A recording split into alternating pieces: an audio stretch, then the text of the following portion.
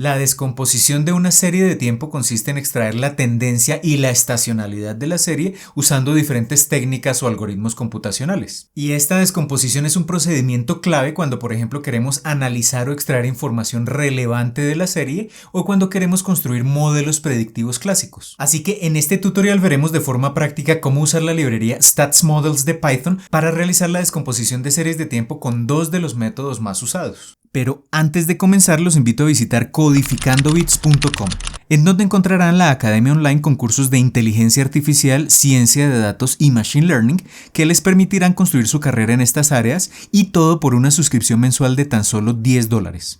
Además, se podrán poner en contacto conmigo si están interesados en asesorías para el desarrollo de proyectos o cursos de formación personalizada. Así que listo, comencemos.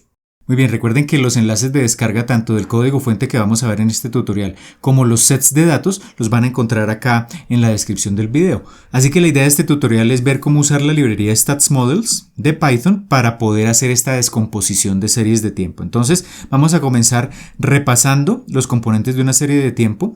Vamos luego a hablar muy brevemente de lo que es la librería StatsModels. Luego vamos a hablar de los dos sets de datos, dos series de tiempo muy sencillas que vamos a utilizar para entender cómo utilizar estos métodos. Luego vamos a hablar de los métodos de descomposición clásica y vamos a ver cómo descomponer la serie de tiempo usando estos métodos. Y luego hablaremos de la descomposición STL, en qué consiste y cómo vamos a hacer esa descomposición ya de forma práctica. Comencemos hablando entonces de los componentes de una serie de tiempo. De esto ya he hablado en detalle en otros videos que les voy a dejar por acá arriba enlazados, cuando hablamos de la estacionalidad o cuando hablamos del nivel y la tendencia de la serie de tiempo. Entonces esos enlaces los encuentran acá arriba o también en la descripción del video. Pero acá vamos a hacer un breve repaso. Entonces comencemos hablando de la estacionalidad. Voy a reducir acá un poco esta imagen. La estacionalidad es simplemente cuando la serie de tiempo alcanza máximos y mínimos, pero esos máximos y mínimos se repiten periódicamente a lo largo del tiempo de manera predecible. Cada cierto tiempo vamos a encontrar precisamente esos máximos y esos mínimos. Acá tenemos la idea representada gráficamente, tenemos los valores máximos, acá en el eje horizontal tenemos el tiempo y vemos que estos máximos se repiten a intervalos constantes de tiempo, lo mismo con los valores mínimos. Entonces acá tenemos una representación gráfica de lo que es una serie estacional. ¿Y qué es el nivel? El nivel es simplemente tomar la serie de tiempo y promediarla. Ese valor promedio de la serie de tiempo es lo que se conoce como el nivel. Entonces, por ejemplo, si tomamos registros de temperatura desde 1880 hasta 1960 de la temperatura de la superficie de la Tierra, vemos que esos niveles de temperatura oscilan entre unos máximos y unos mínimos, pero en promedio se mantienen más o menos en el mismo valor de 8 grados centígrados, un poco más de 8 grados centígrados, que es esta línea amarilla punteada. Entonces acá tenemos un nivel que es constante. ¿Y qué es la tendencia? Pues básicamente es como tener el nivel de la serie, pero ese nivel o ese promedio de la serie va cambiando a lo largo del tiempo. Es decir, que si yo analizo, digamos, la serie de tiempo por bloques, a medida que voy avanzando en el tiempo, pues ese promedio se va incrementando o se va reduciendo poco a poco, que eso es, por ejemplo, lo que pasa realmente con la temperatura a nivel mundial.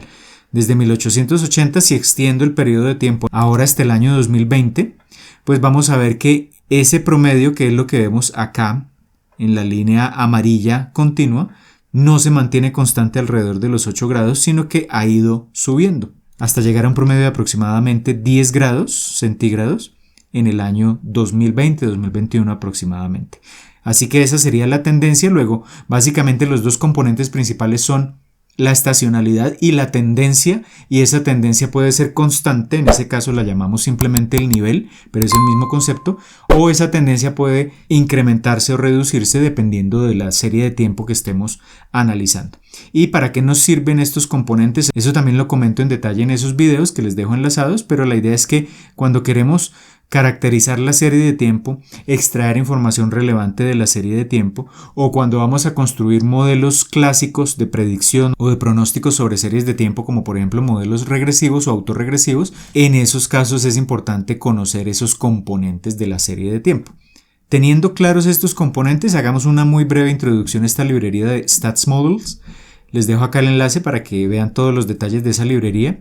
En términos generales, StatsModels es una librería de Python que nos permite analizar datos en general, no solo series de tiempo sino datos, pero usando diferentes tipos de técnicas estadísticas. Y en particular esa librería pues nos va a servir para lo que nos interesa en este tutorial, que es precisamente extraer los componentes de una serie. Es otra de las funcionalidades que ofrece esta librería. Además de eso, en otros tutoriales vamos a ver que también la podemos usar para construir modelos predictivos sobre series de tiempo o para realizar preprocesamiento sobre series de tiempo, y específicamente lo que tiene que ver ya con la descomposición de la serie, pues implementa dos de los principales métodos, que son los dos métodos que vamos a ver precisamente a continuación, que son los métodos clásicos, ya hablaremos en detalle de esos métodos, y los métodos STL o el método STL, que es digamos el más robusto. Hablemos ahora de los sets de datos para entender entonces cómo vamos a usar estos métodos de descomposición, cómo funcionan y cómo aplicarlos a una serie de tiempo. Vamos a leer dos series de tiempo, dos sets de datos. El enlace a los sets de datos lo encuentran en la descripción del video. Lo que van a hacer entonces es descargar estos dos archivos CSV, niveles CO2.csv, flujo de pasajeros.csv. Lo descargan localmente, cada uno de esos archivos, y simplemente van a venir acá al navegador de archivos de Google Colab. Todo lo estamos trabajando acá en Google Colab, y desde su escritorio del computador arrastran esos dos archivos acá al escritorio, digámoslo así, o al navegador de archivos de Google Colab, y acá tendremos entonces esos dos archivos, esos dos sets de datos que son series de tiempo.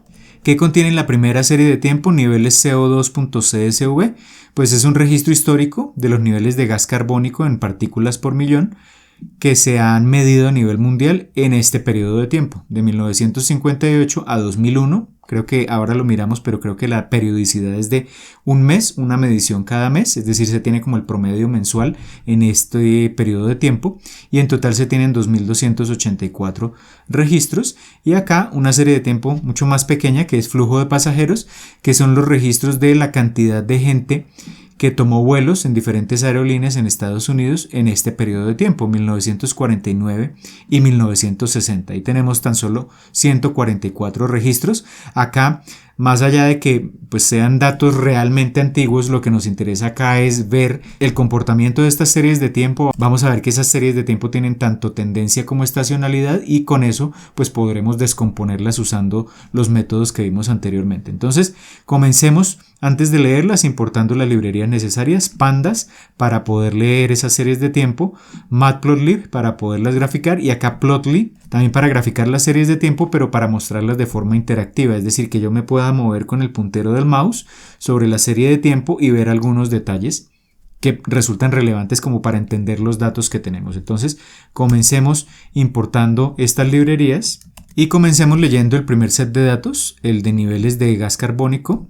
Simplemente nos vamos a Pandas, usamos el método readCSV. Nos vamos a la carpeta Content, que es acá la carpeta que contiene el archivo niveles CO2.csv en la máquina virtual de Google Colab, y le especifico después de esa carpeta el nombre del archivo niveles CO2.csv. Para que la lea como serie de tiempo, entonces le voy a decir que analice las fechas, que extraiga las fechas, parse dates verdadero, y le voy a indicar dónde se encuentran esas fechas. Entonces en el set de datos hay una columna que se llama fecha, y por tanto le voy a decir que el índice del data frame de Pandas que contiene esa información de la fecha, pues se llama precisamente fecha. Si no entienden los detalles de cómo leer estos datos o de cómo usar Pandas en general, en la Academia Online van a poder encontrar 3 cursos de Pandas, desde nivel básico hasta el nivel avanzado, donde vemos todos estos detalles, incluyendo por ejemplo cómo manipular series de tiempo en Pandas. Entonces leemos ese set de datos como serie de tiempo, y acá en la línea 6 simplemente lo que voy a hacer es imprimir en pantalla ese data frame. Tenemos 2.284 registros, el índice es la fecha precisamente, tenemos acá desde el 29 de marzo de 1958 hasta el 29 de diciembre de 2001. Tenemos todos estos registros y la periodicidad es semanal realmente. Tenemos desde el 29 de marzo hasta el 5 de abril, hasta el 12 de abril, hasta el 19 de abril y así sucesivamente. Así que tenemos acá nuestra primera serie de tiempo. Vamos a visualizarla usando Plotly. Así que de Plotly yo importé acá Plotly Express con el alias de PX. Simplemente con PXLine voy a poder hacer la gráfica de la serie de tiempo. Introduzco todo el data frame que acabo de leer y con Figure Show muestro la figura. simplemente para ver ese comportamiento. Estos son datos reales del comportamiento de los niveles de CO2. Entonces acá vemos esencialmente dos componentes combinados. Vemos que por un lado, a medida que pasa el tiempo es el eje horizontal, la serie va incrementando sus valores, es decir que ahí tenemos una tendencia creciente precisamente, pero si analizamos en detalle la serie de tiempo tiene oscilaciones, alcanza máximos y mínimos. Y esos máximos y mínimos se alcanzan, fíjense que más o menos con la misma periodicidad. Por ejemplo, si yo me ubico acá en este máximo, tenemos en mayo del 73 se alcanza ese máximo. ¿Cuándo se alcanza otro máximo? En mayo del 74, y el siguiente máximo en mayo del 75, mayo del 76, mayo del 77. Si miramos los mínimos, octubre del 75 o septiembre más o menos, acá septiembre del 76, octubre del 77, es decir, la periodicidad es más o menos de un año. Eso, digamos, con respecto al comportamiento de esta serie de tiempo. Y acá podemos decir, pues tiene una tendencia creciente a lo largo del tiempo y una estacionalidad con una periodicidad de más o menos 12 meses. Tengamos ahí en cuenta esos detalles y ahora leamos la otra serie de tiempo, flujo de pasajeros. La leemos de la misma forma usando un código muy similar al del caso anterior, tienen la misma estructura con read CSV. Definimos la ruta completa del set de datos, parse dates verdadero y la columna índice fecha. Ejecutamos esto y tenemos nuestra serie de tiempo con 144 filas. Generemos el gráfico con line de Plotly y tenemos acá nuestra serie de tiempo. También observamos acá, primero, que la serie tiene una tendencia a medida que pasa el tiempo. Lo que esto nos dice es que más pasajeros hacen uso de esas aerolíneas, pero lo que vemos es que también se alcanzan esos máximos y esos mínimos cada cierto tiempo. Por ejemplo, este máximo se da en agosto del 52 y este otro máximo se da en agosto del 53, julio del 54, julio del 55, es decir, tenemos una periodicidad de entre 11 y 12 meses aproximadamente.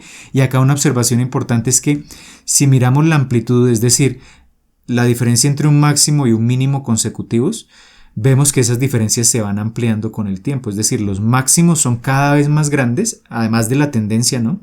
Los máximos son cada vez más grandes y los mínimos son cada vez o están cada vez más alejados de esos máximos. Es decir, esa magnitud de ese componente estacional se va ampliando poco a poco.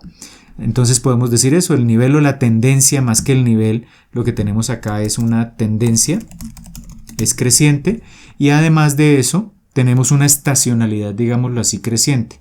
Los máximos y los mínimos, esas diferencias se van ampliando con el tiempo. Y acá tenemos entonces dos series, esas son las series originales. Luego la descomposición, que sería, pues a partir de esta serie, obtener tres componentes. Un primer componente, ¿cuál sería? Uno que nos muestre solo la tendencia, es decir, un valor creciente desde más o menos 1960 hasta un poco más del año 2000. Un valor creciente pero una curva suave, y el segundo componente sería la estacionalidad, es decir, estas oscilaciones hacia arriba y hacia abajo, pero que se mantienen, digamos, con una orientación totalmente horizontal. Pero además vemos que alrededor de esas oscilaciones hay como algo de aleatoriedad, algo de ruido.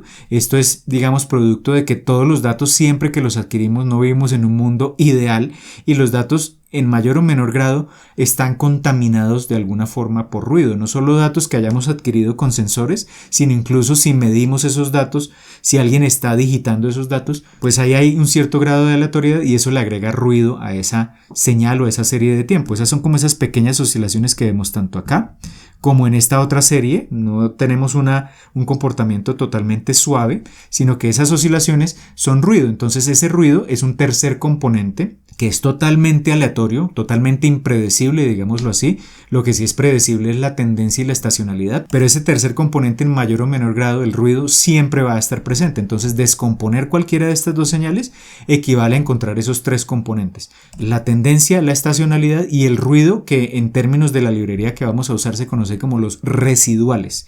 Es decir, lo que ya no hace parte ni de la tendencia ni de la estacionalidad, lo que es prácticamente aleatorio en esa serie de tiempo. Eso es lo que tendríamos acá con respecto a esos datos. Ahora sí, comencemos hablando del primer método. Vamos a ampliar esto acá un poco, que es la descomposición clásica, los métodos clásicos. ¿Cuál es la idea básica de esa descomposición? Que vamos a expresar la serie de tiempo, voy a llamar la serie de tiempo y de t, como una combinación de tres componentes. El primer componente, que ya lo mencioné hace un momento, la estacionalidad, vamos a llamarlo S mayúscula de t, que va a ser, digamos, otra serie de tiempo, pero puramente estacional. El segundo componente es la tendencia, T de t, es otra serie de tiempo, pero que solo o sube o baja, se incrementa, pero no tiene oscilaciones, solo tiene el componente de la tendencia. Y un tercer componente, R mayúscula de t, que es el residual, que es ese error asociado a esa descomposición o ese componente aleatorio de la serie de tiempo. Eso es lo que buscan esos métodos. También el método más avanzado que vamos a ver en un momento, pues lo descompone en esos tres términos, pero acá lo que hace la descomposición clásica es modelar la serie de tiempo como una combinación de esos tres componentes. Así que comencemos teniendo una idea muy general de cómo se calculan estos componentes, la lógica de funcionamiento de estos métodos. ¿Qué se hace? Primero se usa la media móvil para estimar la tendencia. De la media móvil también hablo en un video que les dejo por acá enlazado. Pero entonces con la media móvil lo que se hace es básicamente analizar la señal por ventanas, la serie de tiempo por ventanas, y en cada ventana se va calculando el promedio. Con ventana me refiero a un bloque de datos. Si la serie de tiempo tiene 2000 datos, yo puedo tomar bloques, por ejemplo, de 100. Tomo un bloque de 100 datos, calculo el promedio y muevo esa ventana, por ejemplo, una posición a la derecha de la serie de tiempo y repito el procedimiento una y otra vez, y ese promedio, como se va moviendo la ventana, pues se conoce como una media móvil, y esa es una forma clásica de determinar precisamente la tendencia de la serie. Entonces, con la media móvil se estima esa tendencia, y con la media móvil, o una técnica que se conoce como el suavizado exponencial, que si les interesa la podemos ver en un próximo video. Si les interesa en detalle, me pueden dejar abajo en los comentarios. Con cualquiera de estas técnicas se estima el componente estacional, y por tanto, teniendo dos de esos tres componentes, la tendencia y la estacionalidad, se calcula el residual tomando la serie original y los dos componentes que ya se han estimado. ¿Y cómo se calcula ese residual? Pues eso depende del tipo de descomposición que estemos haciendo. Entonces, lo que asumen estos métodos clásicos es que la señal está conformada por estos tres componentes, pero se combinan de dos posibles formas. Entonces, hay una descomposición que se conoce como aditiva, lo que quiere decir que está suponiendo que la serie de tiempo es el resultado de sumar una señal puramente estacional con una señal o una serie de tiempo que contiene solo el componente de la tendencia y los residuales. Si sumamos esos tres componentes, obtenemos la serie de tiempo original. ¿Cuándo resulta adecuada, digámoslo así entre comillas? Porque vamos a ver en un momento cómo determinar o cómo cuantificar realmente cuál es la descomposición más adecuada para la señal que estemos usando, para la serie de tiempo que estemos analizando, pero en términos generales podemos decir que una sugerencia es que cuando la magnitud del componente estacional se mantiene relativamente constante, a pesar de que la serie tenga una tendencia, pues en ese caso se sugiere usar la descomposición aditiva. Es decir, por ejemplo, en este caso, acá vemos que las diferencias entre máximos y mínimos de esas oscilaciones son prácticamente constantes, se mantienen, digamos, en el mismo nivel de diferencias entre máximos y mínimos. Obviamente la serie va incrementando su amplitud, pero esa magnitud de las oscilaciones se mantiene constante. Para este tipo de serie de tiempo, usualmente se sugiere usar la descomposición aditiva, pero esto no siempre es cierto, porque la serie de tiempo no es simplemente tendencia y estacionalidad, sino que también tiene un componente de ruido, y por tanto esa regla se cumple la mayoría de las veces, pero no siempre. Y cuando tenemos series de tiempo como esta, donde vemos que la magnitud de las oscilaciones se va incrementando con el tiempo, se va haciendo más grande, pues en ese caso se sugiere el segundo modelo, que es la descomposición multiplicativa. Es decir, que vamos a asumir que la serie de tiempo es el resultado de multiplicar, de ahí el nombre, los tres componentes: estacionalidad, tendencia y los residuales. Y esos son los dos modelos clásicos para descomponer las series de tiempo. Entonces, ¿cómo vamos a hacer de forma práctica esta descomposición? Pues vamos a usar la librería StatsModels, y en particular vamos a usar este módulo que se llama Seasonal Decompose, descomposición estacional. Y allá en el parámetro, para especificar si vamos a hacer descomposición aditiva o multiplicativa, usamos el parámetro model. Si queremos que sea aditiva, entonces decimos model additive, y si no, decimos model multiplicative, y ya tendremos esa descomposición. Entonces, comencemos con la serie de tiempo de los niveles de gas carbónico y hagamos primero la descomposición aditiva. Entonces, vamos a StatsModels, vamos a series de tiempo estacionales e importamos el módulo Seasonal Decompose, Y muy sencillo, en una sola línea de código llamamos seasonal decompose, le presentamos el set de datos que cargamos hace un momento, el data frame de pandas, y le decimos que el modelo sea aditivo y ya generamos la descomposición. Ya tenemos ahí la señal descompuesta. Esta variable que acabo de crear contiene múltiples atributos. Entonces, por ejemplo, en NOPS tenemos el número de observaciones, básicamente cuántos datos tiene la serie de tiempo.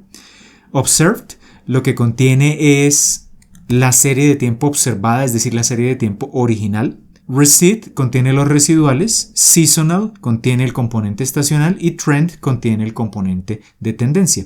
Weights no lo vamos a ver en este momento, es para técnicas más avanzadas.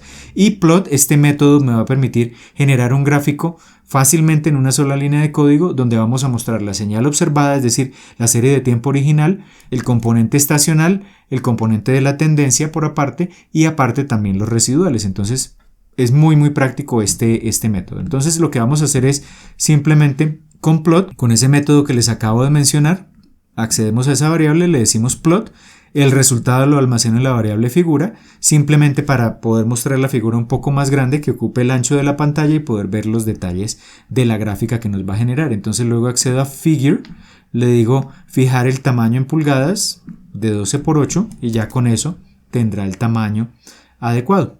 Y acá tenemos nuestra gráfica de la serie de tiempo. Entonces en la parte de arriba tenemos la serie de tiempo original, el eje horizontal acá en esta parte es el tiempo, son los diferentes años. Acá tenemos, observen entonces lo que esto nos está diciendo es estamos usando un modelo aditivo como lo mencionamos acá, lo cual quiere decir que si yo tomo esta tendencia, la segunda gráfica, eso es lo que calcula ya Stats Models, con este modelo clásico, esta es la tendencia, que efectivamente es una tendencia creciente desde 320 hasta 360 partículas por millón. En ese periodo de tiempo acá tenemos un componente puramente estacional, las oscilaciones, que van entre más o menos menos 2,5 o menos 3, aproximadamente hasta 3, más o menos, entonces es puramente estacional, y el componente aleatorio de la serie de tiempo son los residuales que tenemos acá en esta parte. Si sumamos estos tres componentes, vamos a tener precisamente la serie de tiempo original. Entonces acá ya tenemos descompuesta la señal usando el método aditivo. Y ya podríamos, dependiendo del uso que vayamos a darle a esta información, pues extraer información relevante, indicar que, por ejemplo, la serie de tiempo tiene una tendencia hacia el incremento, es decir, la generación de gases particulados o de partículas contaminantes se ha venido incrementando con el tiempo, pero esa emisión de partículas contaminantes no es la misma todos los años, sino que se repite cada cierto tiempo. Hay momentos donde se genera mayor material contaminante que otros. Esa periodicidad, fijémonos que acá cada intervalo de estos es de 5 años, de 1960 al 65 aproximadamente, y tenemos más o menos 1, 2, 3, 4, 5 máximos, es decir que tenemos una periodicidad de más o menos un año, que era lo que veíamos gráficamente cuando leímos la serie de tiempo original, y acá tenemos esos componentes aleatorios en la serie de tiempo.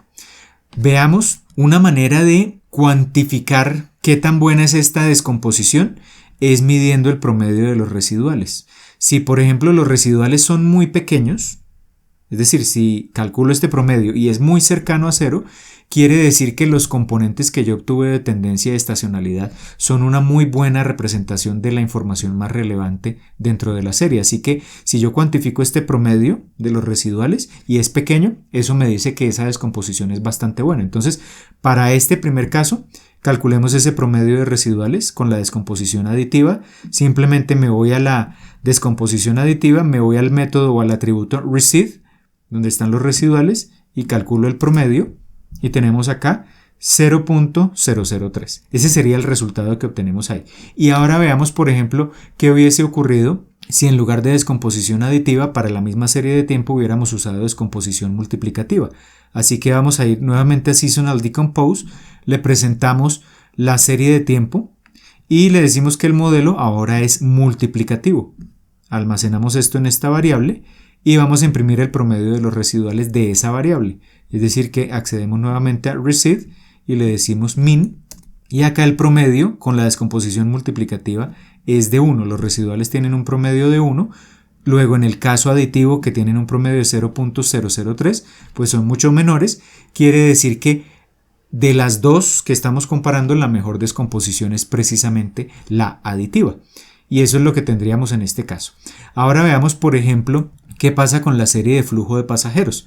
Vamos a hacer primero la descomposición multiplicativa. Recordemos que acá lo que se sugiere generalmente es que si la magnitud de esas oscilaciones se va incrementando con el tiempo, lo que se sugiere es usar descomposición multiplicativa, porque es como si yo estuviese multiplicando las oscilaciones normales por una tendencia. Si esa tendencia se va incrementando, pues las oscilaciones también se van incrementando. Por eso es que se sugiere usar el modelo multiplicativo. Entonces, veamos si en este caso, para la serie de tiempo de pasajeros, funciona bien el modelo multiplicativo.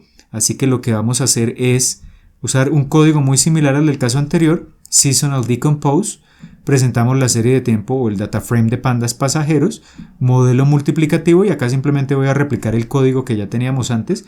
Genero el gráfico con la serie de tiempo original, los tres componentes, imprimo en pantalla el promedio de los residuales de la descomposición multiplicativa, tal como lo hice anteriormente, y ahora la descompongo en estas dos últimas líneas, la descompongo usando el modelo aditivo y imprimo luego en pantalla el resultado de esa descomposición aditiva, el promedio precisamente de los residuales.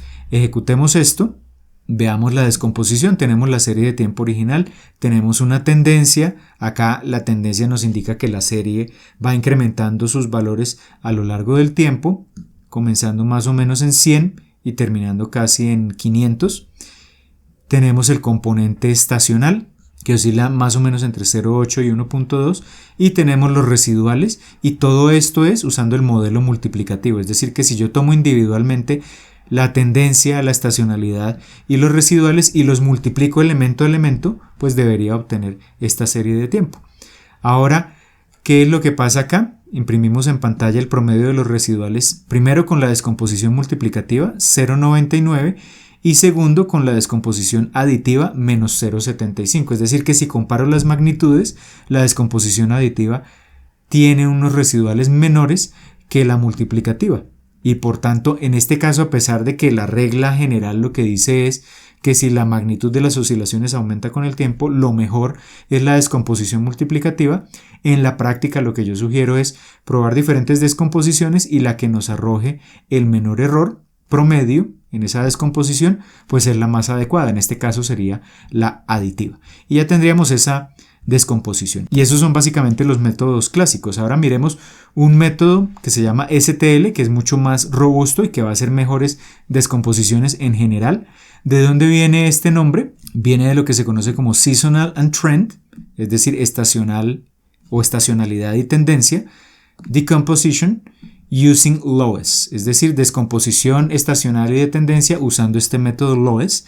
LOES viene de regresión local, es como la palabra que agrupa estos dos términos, que es, digamos, en el fondo la técnica que se utiliza. En últimas, el método también nos permite obtener tres componentes, tendencia, estacionalidad y residuales, pero se obtienen de una forma totalmente diferente, mucho más sofisticada, digamos, que la que se usa en los métodos clásicos. No voy a explicar el método en detalle, pero para que tengamos una idea básica, ¿qué es lo que se hace? En un primer paso, lo que se hace es estimar la estacionalidad de la serie. Y para eso se usa un método que se llama regresión local, que básicamente lo que toma es porciones pequeñas de la señal, bloques de n datos, donde ese n va a depender de cada cuánto se esté repitiendo la serie, es decir, la periodicidad de la serie, y con base en eso se determina como ese patrón que se repite periódicamente y se extrae una estimación de esa estacionalidad, de ese componente oscilatorio. Teniendo esa estacionalidad en el segundo paso, se quita esa estacionalidad de la serie original, es decir, se genera una serie resultante que es la serie original menos ese componente de estacionalidad que se calculó en el primer paso, y en ese punto esa serie resultante ¿qué tendría? Pues tendría la tendencia y ese ruido o esos residuales, tendría esos dos componentes combinados. Se toma esa señal o esa serie resultante que contiene tanto tendencia como ruido y se le aplica nuevamente este método LOES, con un n, con un número de datos, un tamaño de ventana diferente al que se usó al estimar la estacionalidad, y eso lo que me va a generar es una serie de tiempo que va a ser capaz de capturar la tendencia de la serie. Y teniendo ya la tendencia, paso 3 y en el paso 1 se obtuvo la estacionalidad y teniendo la serie completa, pues con base en eso ya se determina el residual y se tendrían entonces los tres componentes. Esa es la idea básica, pero pues esto tiene, digamos, muchos más detalles adicionales que si les interesa me dejan abajo los comentarios y en un próximo video podemos ver ya en detalle esta técnica y en general este método, como es más robusto, analiza digamos más en detalle la serie de tiempo, pues genera mejores descomposiciones en comparación con el método clásico. Entonces, ¿qué es lo que vamos a hacer? Pues vamos a descomponer las dos series de tiempo que teníamos, las del gas carbónico o dióxido de carbono y las del flujo de pasajeros usando esta técnica. Entonces, comencemos con la del dióxido de carbono. Vamos a importar de Stats Modules, de Seasonal también importamos STL, que contiene precisamente el módulo con estos algoritmos. ¿Y cómo hacemos la descomposición? Llamamos STL, le presentamos el set de datos CO2 y después de esto usamos el método FIT para que básicamente ese método lo que hace es calcular la descomposición y esa descomposición la almacenamos en esta variable CO2 STL y generamos las gráficas de la misma forma como lo hicimos en el caso anterior. Digamos que contiene los mismos atributos esa descomposición, entonces tenemos la serie de tiempo original, la tendencia, la estacionalidad y tenemos los residuales. Fíjense que la descomposición, si miramos esta gráfica, estos tres componentes no son exactamente iguales, habría que mirarlo bien en detalle, pero no son exactamente iguales, por ejemplo, a los que obtuvimos acá en la descomposición clásica.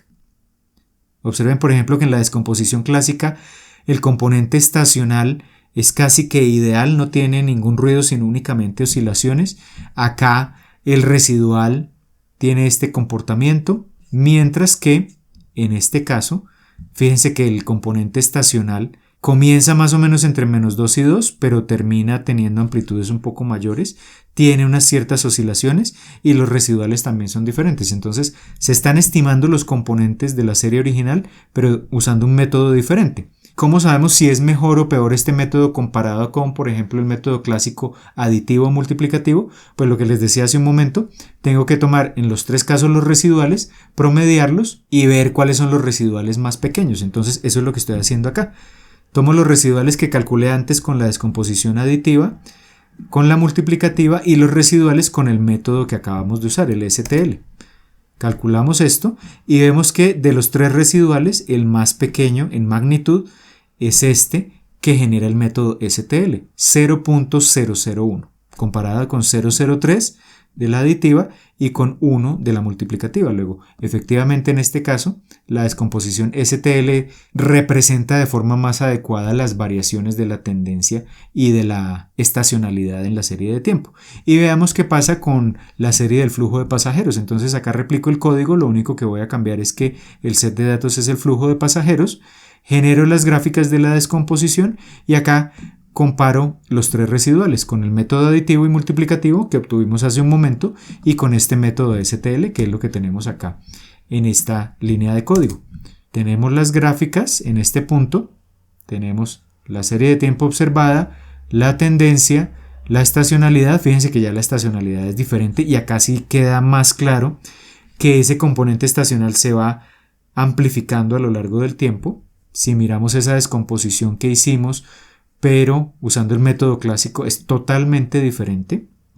Entonces acá tenemos ya esta estacionalidad muy diferente a la que teníamos en la descomposición clásica y tenemos acá los residuales. Y al cuantificar esos residuales tenemos menos 0.75, o miremos únicamente las magnitudes, 0.75 con la aditiva, 0.99 con la multiplicativa y 0.16 con la STL. Entonces nuevamente en este caso funciona mejor ese método STL. Es decir, que en términos generales podríamos decir que el método es el más adecuado, pero en últimas todo va a depender de las características de la serie de tiempo que estemos analizando. Entonces, como es tan fácil realizar estas descomposiciones con muy pocas líneas de código, lo podemos lograr. Lo que yo sugiero es usar las tres descomposiciones cuando queramos analizar una serie de tiempo y cuantificar esos residuales para ver cuál funciona mejor para la serie de tiempo que estemos analizando.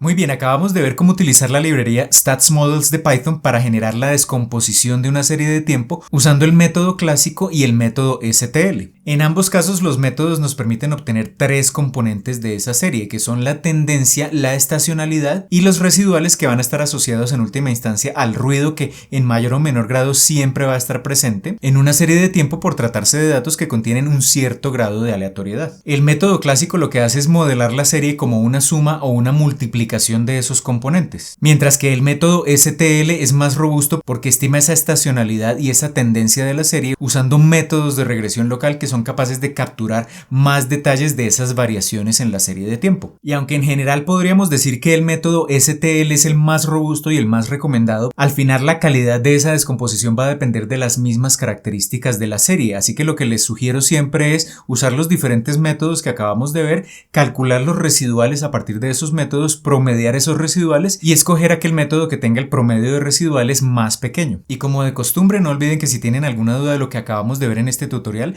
me la pueden dejar abajo escrita en los comentarios, y si les gustó el video no olviden darle un pulgar hacia arriba de me gusta y compartirlo con todos sus amigos y conocidos, pues ya saben que esto me va a ayudar un montón a seguir llevando este contenido cada vez a más y más personas. Y si aún no lo han hecho, los invito a suscribirse al canal y activar la campanita para que YouTube les notifique cada vez que publique un nuevo video. Por ahora esto es todo, les envío un saludo y nos vemos en el próximo video.